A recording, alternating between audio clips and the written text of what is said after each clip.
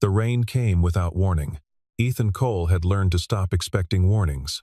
Not from weather, not from life, not from the particular cruelty of a Tuesday afternoon that decided to open up just as he was hauling 3 industrial-grade supply crates across the loading bay of Hale Consolidated's corporate campus. He'd done this route twice before temp work, the agency called it, which was a polite way of saying the company needed a body, and he needed the money, and nobody was pretending otherwise. He got the crates in before they were ruined. That was the job. He was heading back to the van when he saw it, a slim leather wallet, dark brown, sitting on the wet asphalt of the executive parking lot like it had simply given up and decided to stay there. It wasn't cheap. Even from 5 feet away he could see that. The kind of wallet that cost more than his weekly take-home. He picked it up, opened it just enough to find an ID. Victoria Hale. Chi-O. He stood there for a moment with rain running down the back of his collar. The wallet in his hand. The name registering in some distant, practical part of his brain. He'd heard the name before around the loading docks, from the regulars. In the way people spoke about weather systems and difficult terrain. She runs a tight ship. Don't be late. Don't speak unless spoken to. Don't expect a thank you. He went inside to return it. The lobby of Hale Consolidated was the kind of space designed to make you feel small without trying. Marble floors, soaring ceilings, a reception desk that sat on a raised platform like a judicial bench. The woman behind it looked at him the way people look at a damp dog that has wandered into a formal dining room. Delivery entrance is around the side, she said, before he'd opened his mouth. I know. I found this in the parking lot. He set the wallet on the edge of the desk. It belongs to your CEO. The receptionist looked at the wallet, then at him, then at the wallet again. I'll make sure it gets to her. I'd rather hand it directly. There's cash inside. I don't want there to be any question about, sir. The word was a door closing. He'd been called worse. He was about to let it go. He had a pickup at 4:30, and Lily got out of after school at 5, and there was exactly a 20-minute margin between those two events that he'd been managing like a tightrope walker for 3 weeks when the elevator opened. The woman who stepped out didn't announce herself. She didn't have to. Victoria Hale was somewhere in her mid-30s, and she wore authority the way some people wear a good coat, like she'd forgotten it was there. Dark blazer, dark slacks, hair pulled back with the kind of precision that suggested she didn't have time for anything imprecise. She was already looking at her phone, already mid-thought, already somewhere else in her mind. Miss Hale, the receptionist said, almost tripping over the syllables. This gentleman found your wallet in the parking lot. Victoria looked up. Their eyes met. She crossed the lobby without rushing, took the wallet from the desk, checked it with 2 efficient movements cards still there, cash intact, and then looked at him with an expression that was not unfriendly. Exactly, but was the kind of neutral that had been practiced into smoothness. Thank you, she said. Not a problem. He should have walked away then. He knew it even as he stood there, because there was a pickup at 4:30 and Lily at 5 and the tightrope was always there. But something held him in place for 2 seconds longer than it needed to.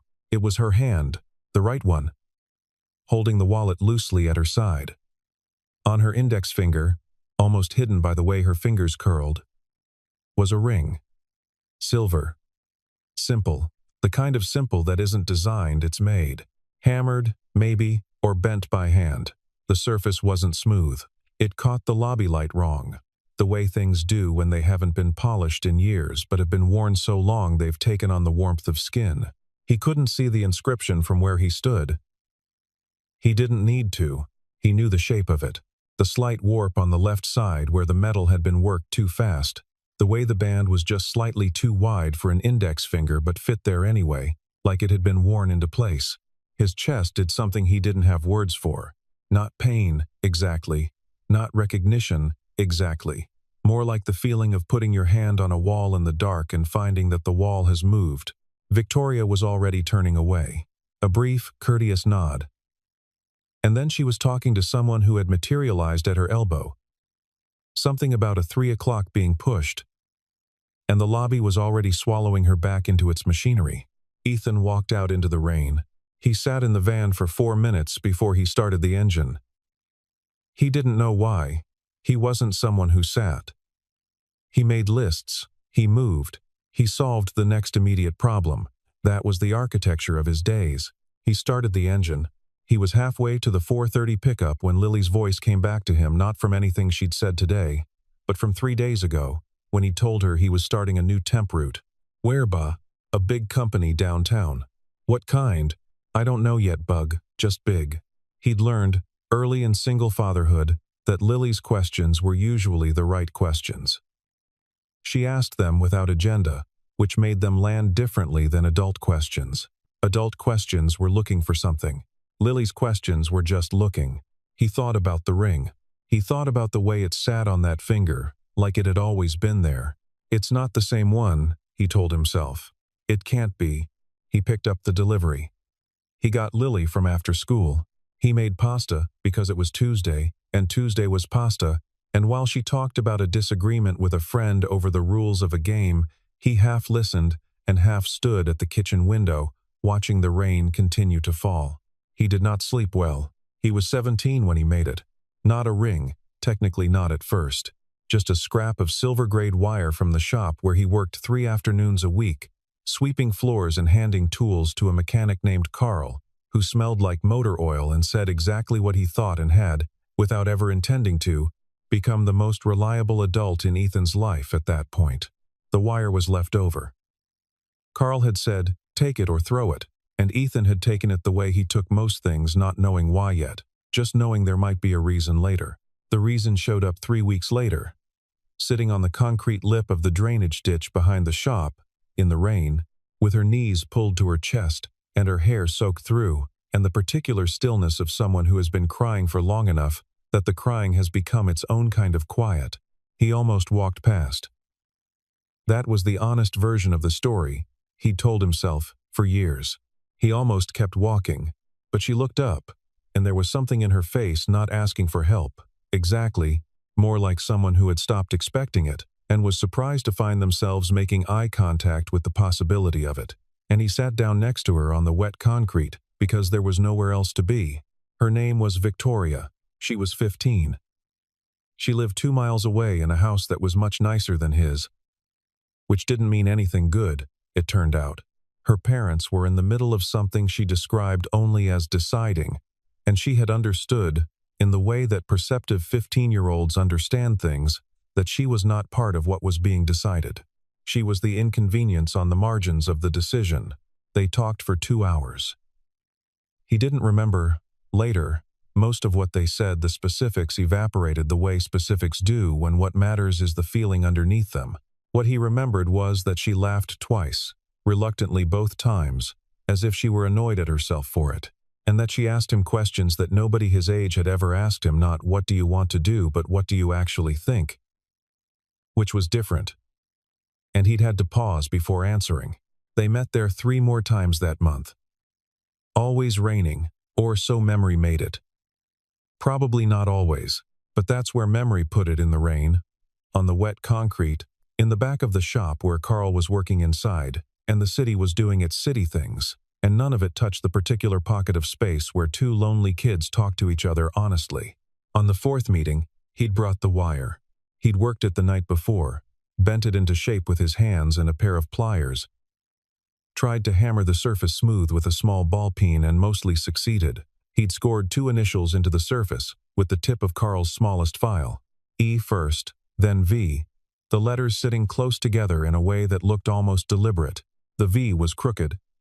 His hand had slipped. He'd almost started over. He hadn't had enough material to start over. "It's not perfect," he said, handing it to her. She'd looked at it for a long time. "The V is broken." The file slipped. "I was going to redo it, but I like it better this way."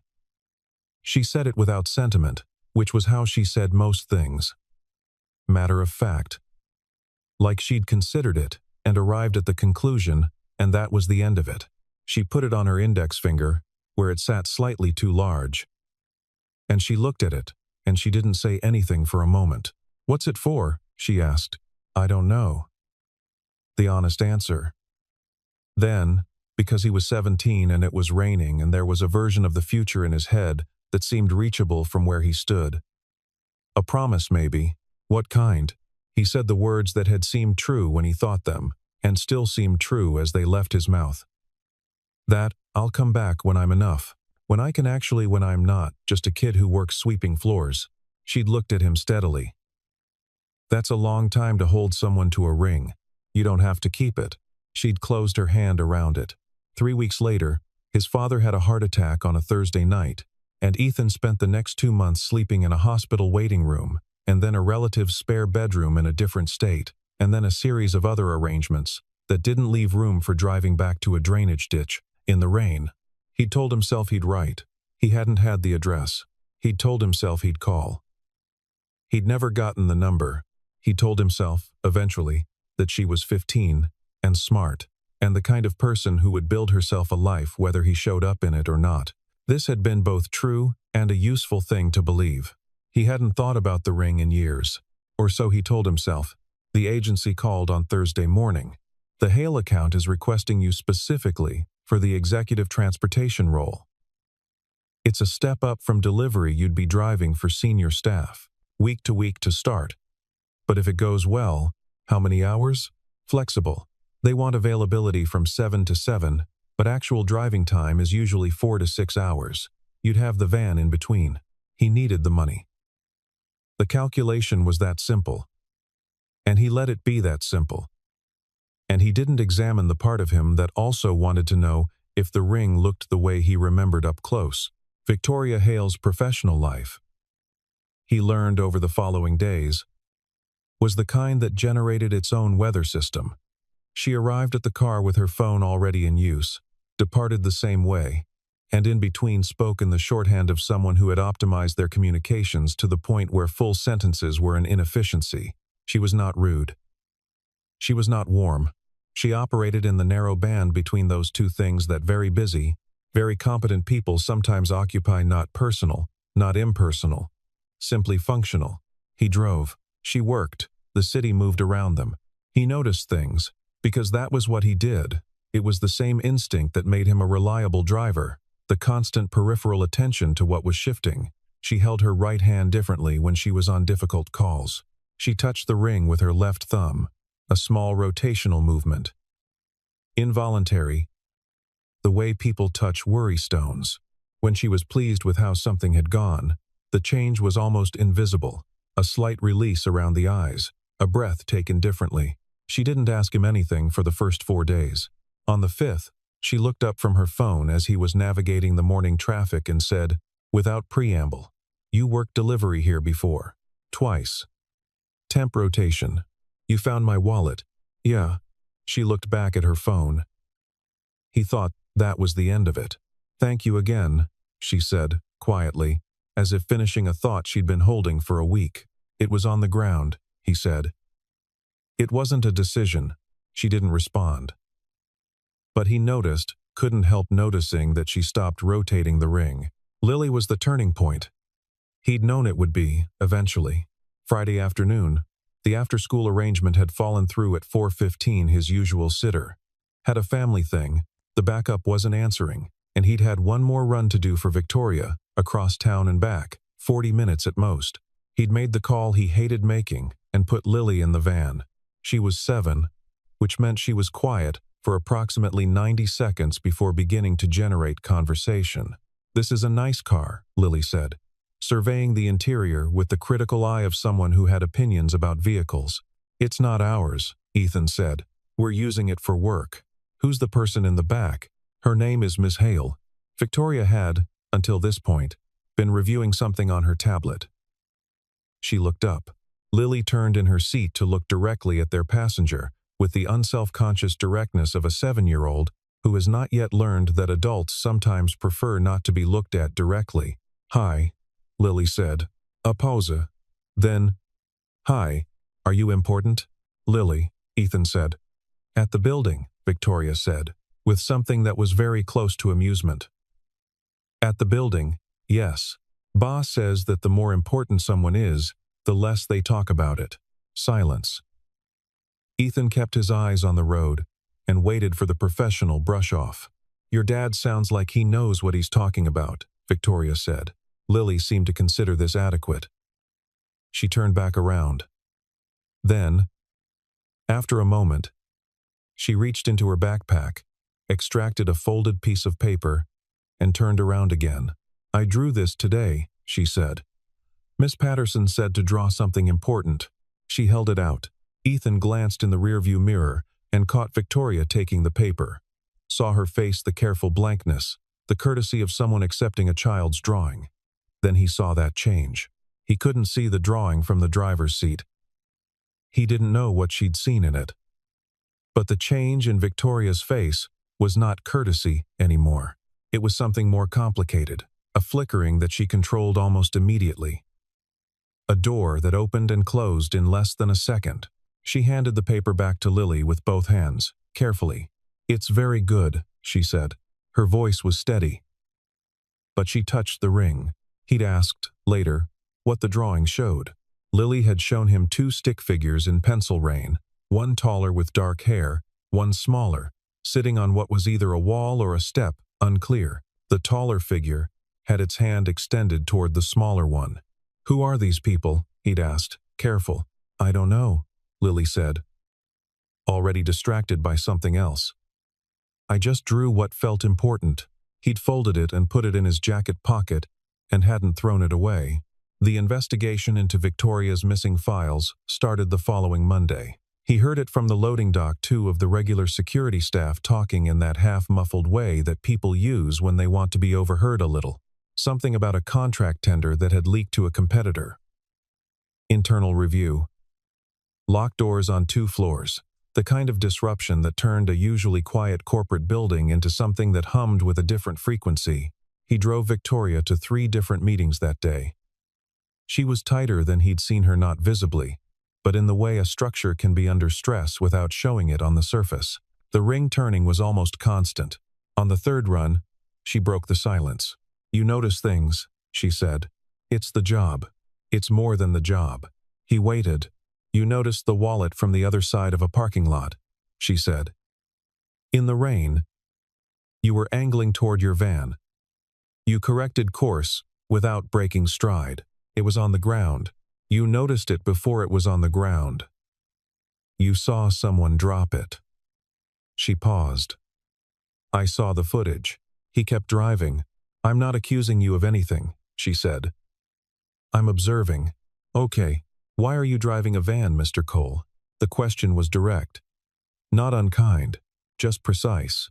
"Because my daughter is 7 and the hours fit." She accepted that. He watched her in the rear view.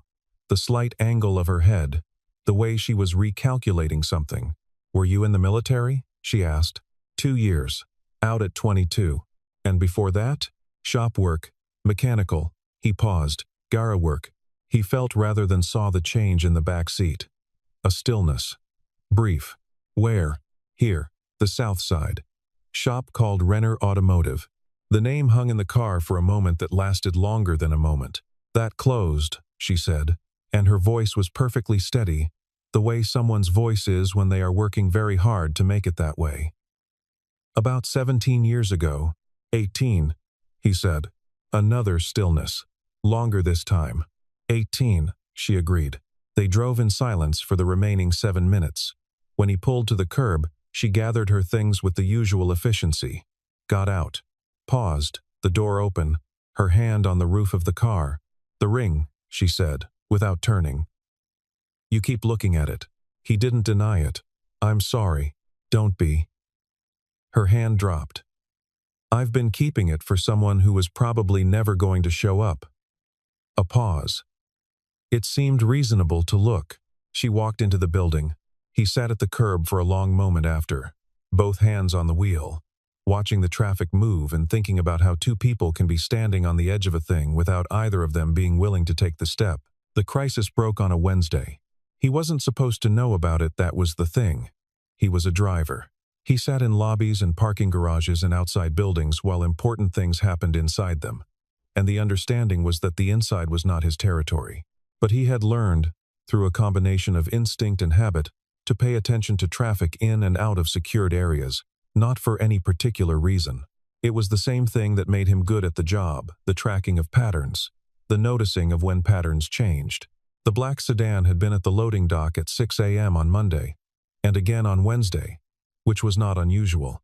What was unusual was that it left at 6:12 both times rather than 6:30, which was the scheduled window. 15 minutes, not much, but things that deviate from their schedule have reasons for deviating. He noted the plate.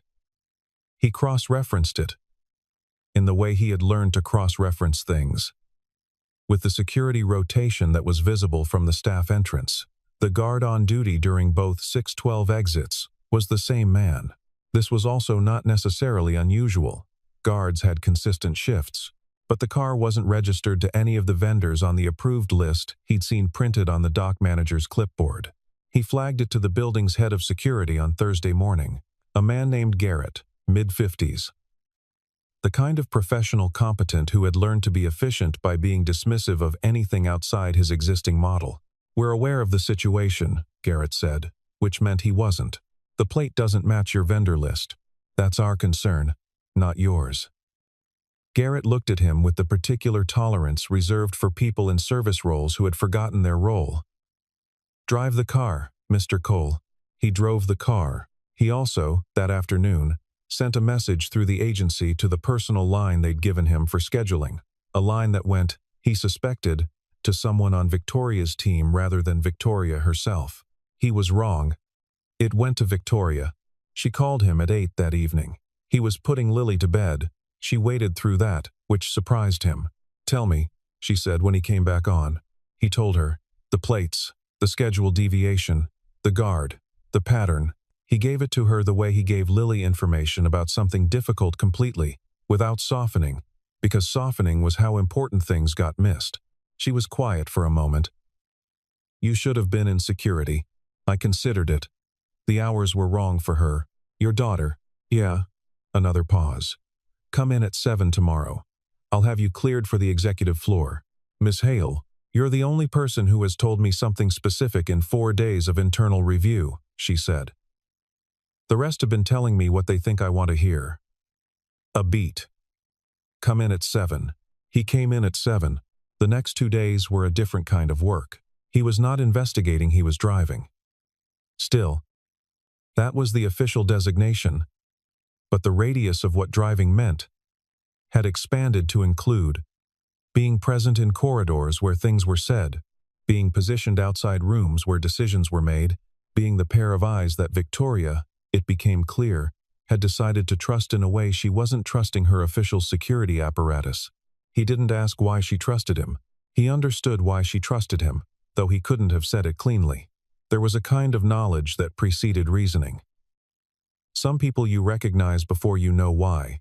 On the second day, he was outside the second-floor conference room when the door opened and a conversation spilled into the hallway, two of the senior directors, and between their words, the specific shape of something that didn't fit, a number that was too specific to be speculation, a name that appeared in a conversation about leak prevention in a way that names only appear when the speaker forgets who else might be listening. He knocked on Victoria's office door at 3 p.m. She looked up from her desk with the kind of attention that had been stretched thin by days of it. "I know who," he said. It happened during the confrontation. They had been in the boardroom. Victoria, Garrett, 2 directors, and the man in question, a senior operations lead named Douglas Walsh, who had the particular stillness of someone who has done the math and knows the math is wrong and is waiting to see how wrong. Ethan was not supposed to be in the room. He was standing in the doorway. Victoria had not asked him to leave, which was its own kind of permission. Walsh tried, in the specific way of someone who has prepared multiple exits, to redirect the conversation twice. Garrett, to his credit, held the line. The evidence Ethan had assembled incomplete, procedural, not the kind that would satisfy a court, but more than sufficient for an internal board, was laid out on the table. Walsh made his third attempt at redirection, and then the room shifted. In the way rooms shift, when the person at the center of it does something unexpected, Victoria had been standing. She moved 1 step toward the table. Quick, certain. Her right hand came down flat on the folder containing the documentation, and the ring slipped, not dramatically. It didn't clatter or roll. It simply slid from her finger, slightly too large, always slightly too large. That was the thing about it, and made the small, specific sound of silver on a hardwood floor. Everyone in the room heard it. She didn't move for it immediately. Someone else might have quick, embarrassed, recover the moment. Victoria stood still and looked at it where it lay. Ethan crossed from the doorway to where the ring had come to rest. He bent and picked it up. He held it between his fingers. He could see it now. Fully. The surface worked by hand. The texture of someone who was learning rather than trained. The two initials. Close together. The E clean, the V slightly skewed, the bottom arm of the letter running fractionally too long on the left. He turned it. The imperfection was not degraded by 18 years of wear. It had become part of the ring the way a scar becomes part of a face, the way certain kinds of damage become definitional rather than just damage. He'd pressed the file too fast. He'd been nervous. His hand had shaken, and the line had gone wrong, and he'd thought about starting over, and hadn't had the material to start over. Everyone in the room was very still. He looked up at Victoria. Her face had done something that he had not seen it do before. Not grief, not recognition, or rather, recognition as a physical event. The way the body processes a fact before the mind can catch up with it. A slight opening around the eyes. A stillness that was different from her professional stillness. He said the only thing he could say, "I was going to redo the V." His voice was quiet. But my hand was shaking. And I didn't have enough material to start over. The room had ceased to exist. She looked at him for a long moment. Then she looked at the ring in his hand. Then back at him. "You didn't come back," she said. Not accusatory. Not even sad. Exactly. Just the statement of something that had been true for a long time and was now being said out loud for the first time. "No," he said. He held the ring out to her. She took it.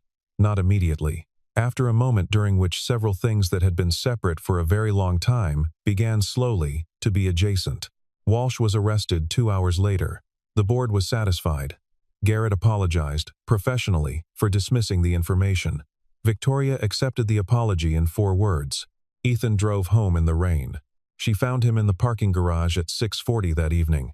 He was loading the van, nothing specific, just the end-of-day reorganization that gave his hands something to do when his mind was doing something else. He heard her footsteps and knew them before he turned around. She was not in her executive posture.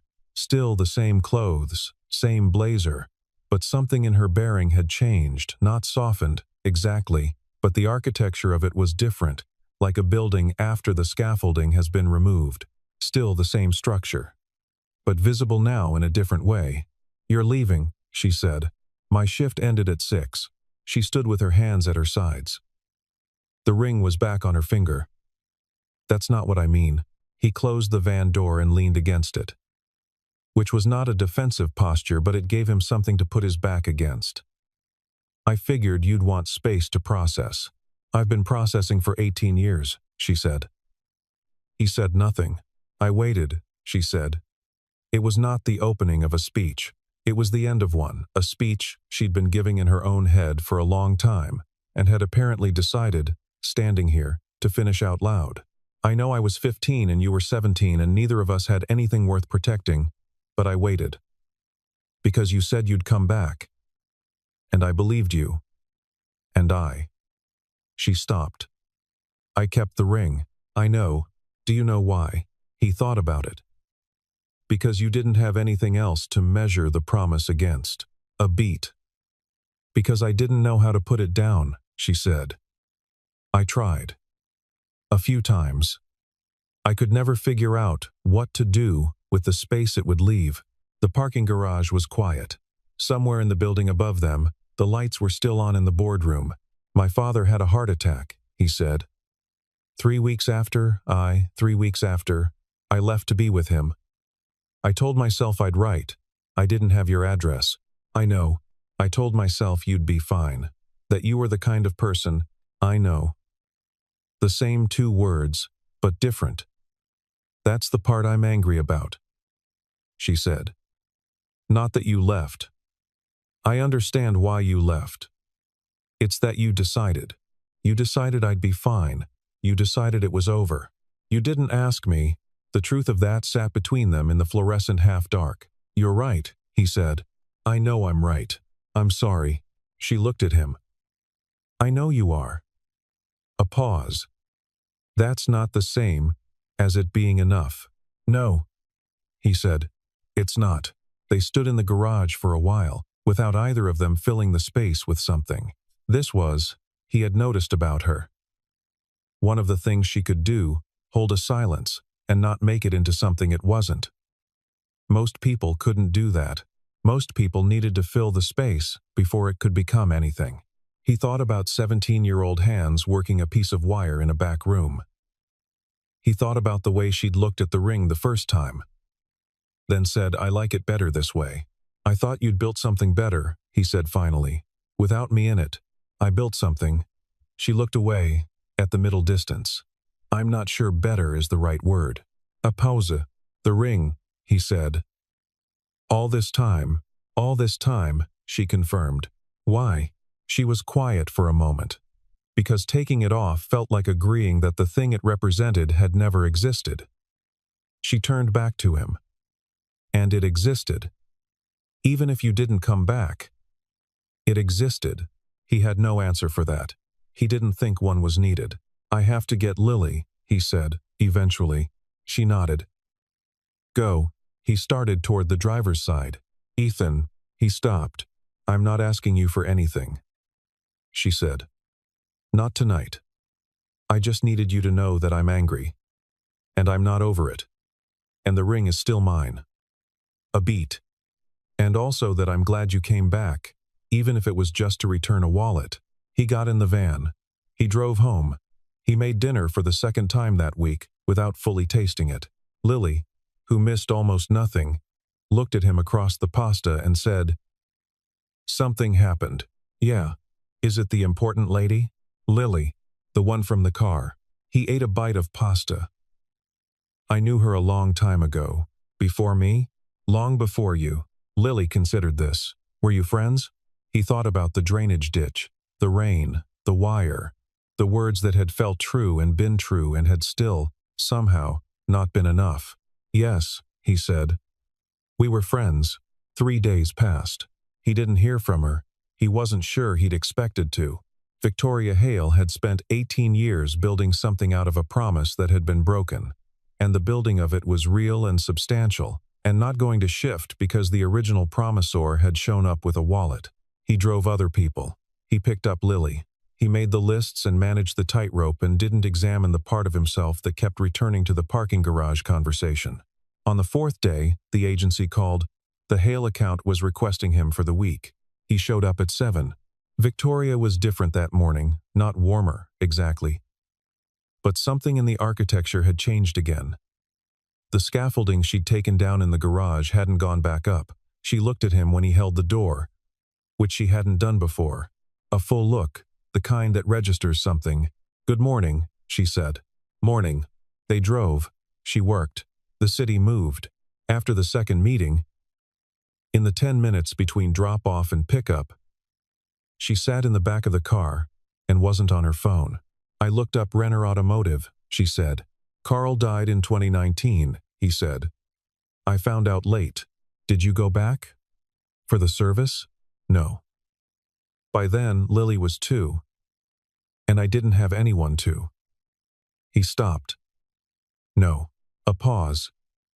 "You were good to him," she said. "It wasn't a question. He was good to me first." She was quiet. Then, "I drove past the ditch 2 days ago. It's a parking lot now." "Yeah. Has been for a while. I know. I just needed to see it." She looked out the window. "It rained." He said nothing. "It always rains when I look at the ring," she said, almost to herself.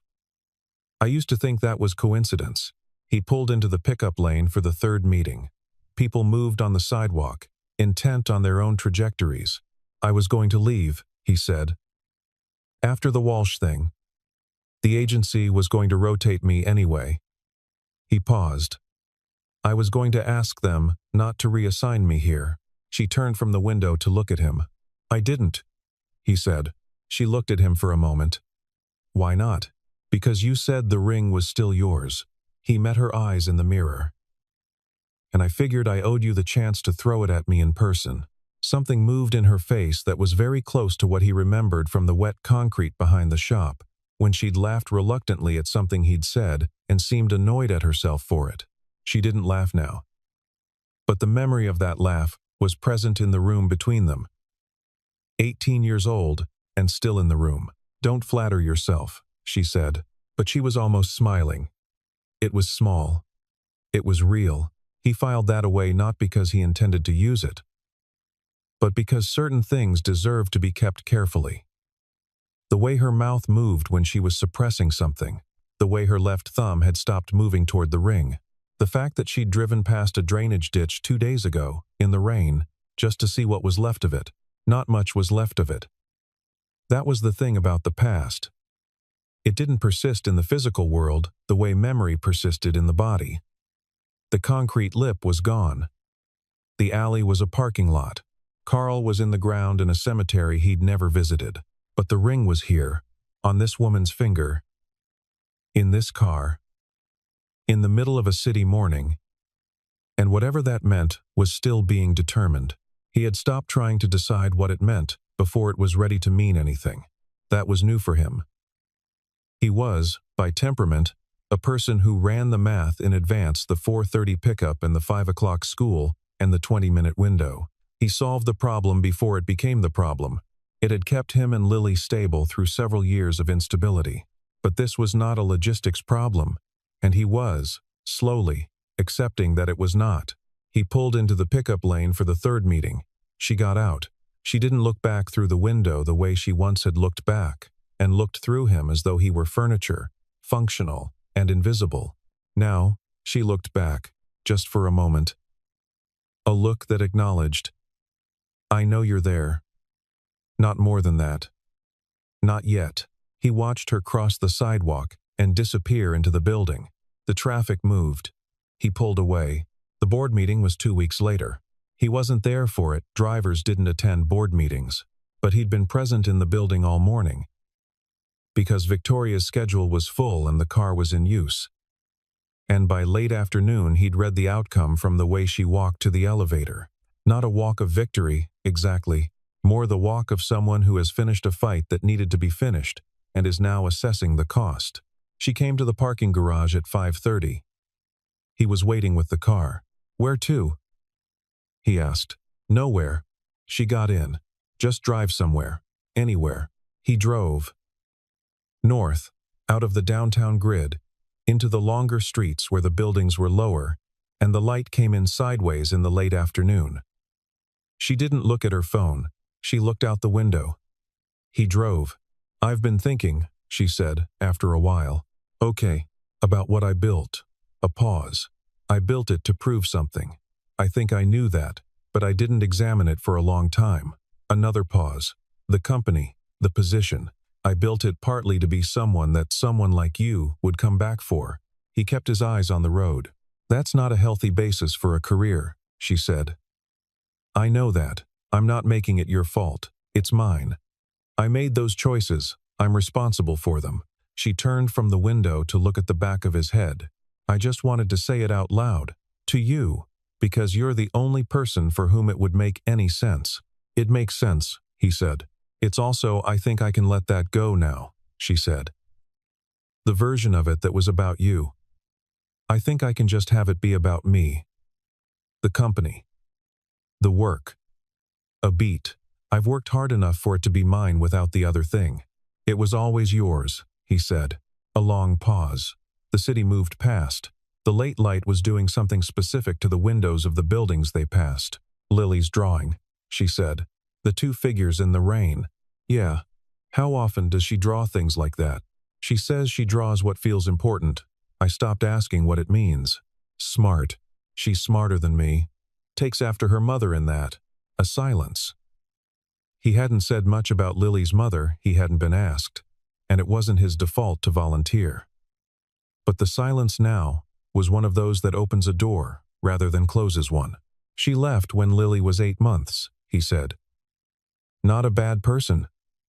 Just not built for that particular life." He paused. Lily's fine. She's better than fine. She adapted faster than I did. Kids do. Yeah. They drove for a little longer. He turned south again, toward the city center. I'm not looking for you to fix what you broke, she said. That's not what I want. I want. She stopped. Started again. I want to know if there's something forward from here. Not back. Not the same thing. Something new that has room for what happened and doesn't pretend it didn't. I don't know, he said, which was the honest answer. I think there might be. That's not very certain. No, but it's true. He glanced in the mirror. I think certain is the wrong standard for something that was never certain to begin with. She considered that. The ring, she said. Yeah, it needs to be fixed. A pause. The V has bothered me for 18 years. I know. I can fix it. I know you can. She looked out the window. I want to watch. He fixed it on a Sunday morning. This required a different kind of occasion than what he normally managed, finding someone's father's old set of jeweler's files, borrowed from a man named Stewart, who did small metalwork as a hobby and didn't ask questions. Finding a Sunday when Lily's grandmother could take her for the morning.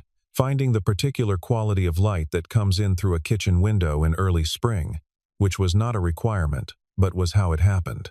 Victoria arrived at 8:15. She drove herself, which was its own kind of statement. She sat at the kitchen table while he worked. He'd set up a small vise, the files arrayed by size. He took the ring carefully and looked at the V for a long time before touching it. It might look worse before it looks better, he said. The existing groove is the materials settled. That's okay. He began. It was slow work. The file was small, and the groove was old, and the original error wasn't a matter of missing material, but of misplaced pressure. He'd pushed the line where he shouldn't have, which meant correcting it required taking a fraction away and redistributing. It was harder to undo than it had been to do in the first place, which seemed correct. Victoria watched without speaking. He was aware of her watching, but it didn't make his hand uncertain. 17-year-old hands had shaken. These didn't. 20 minutes in, the V was clean. He buffed the surface lightly. Handed it back. She held it up to the kitchen window. The morning light came through it and showed the two initials, side by side, both level, both clear. She turned it again. You're better at it now, she said. I've had practice. She put it on her finger. He didn't say anything. He put the files away, returned the vise to its case. Behind him, he heard her move, the sound of the chair, and then silence. He turned around. She was standing at the kitchen window, looking out at the yard where the first spring things were happening, small, patient, without announcement. Last week, she said, I told my executive assistant to clear my mornings on Saturdays. She paused. I haven't had a clear Saturday morning in 6 years. What did she say? She asked if I was dying. A beat. I told her I was starting over. He stood at the kitchen island. Outside, a car passed. The morning continued to be a morning. Lily will be back at 11, he said. I know. She'll have questions.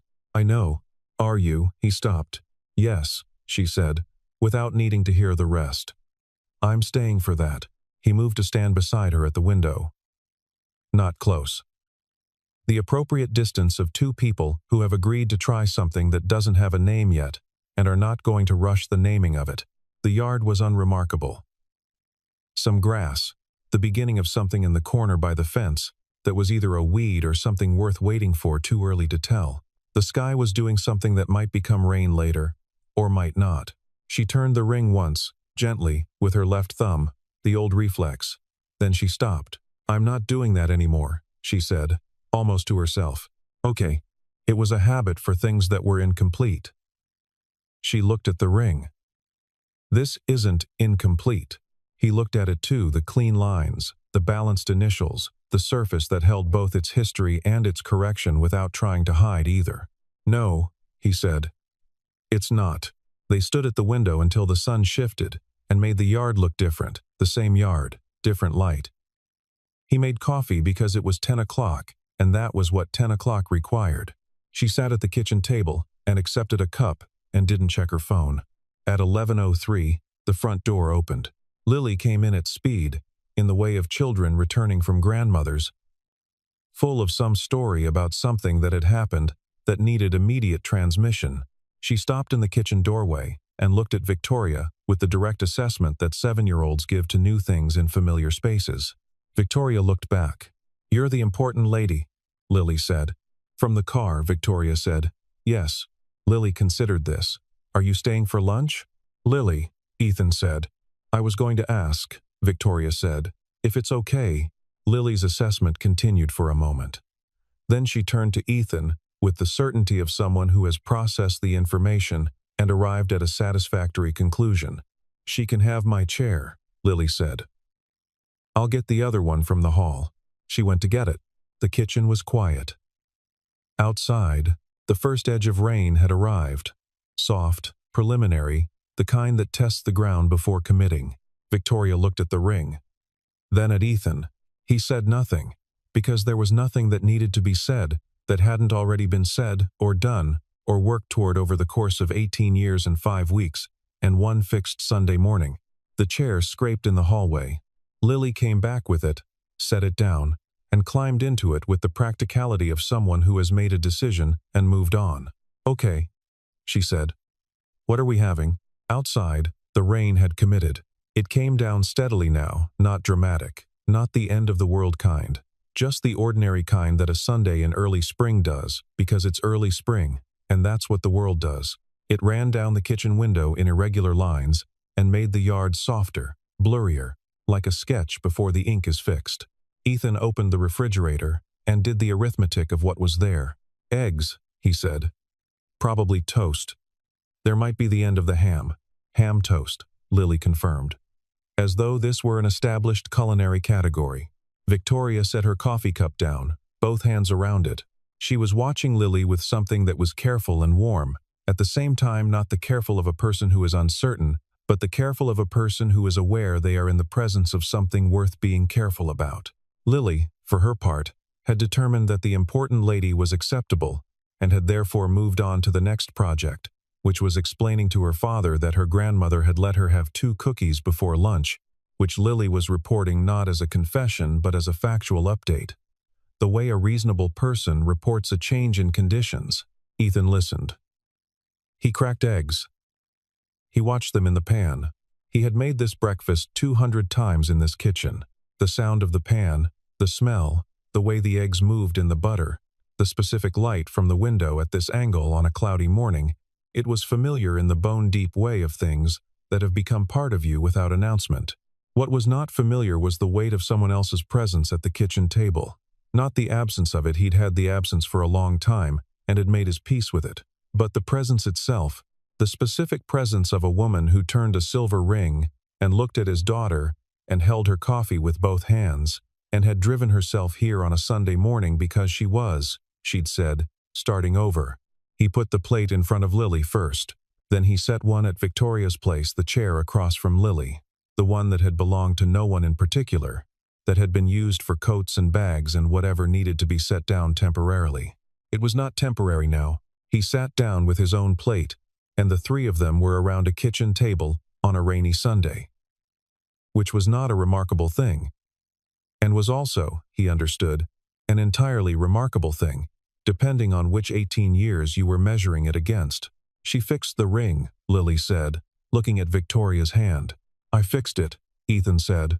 Lily examined the ring with the authority of someone who had seen the before. "It looks better," she said. "The letters are right now." "Yes," Victoria said. She looked at Ethan. "They are." He held her gaze for a moment. Then he looked down at his plate. Outside, the rain continued. The chair that had been brought from the hallway was not going back. Not today. Not, he thought, for a very long time.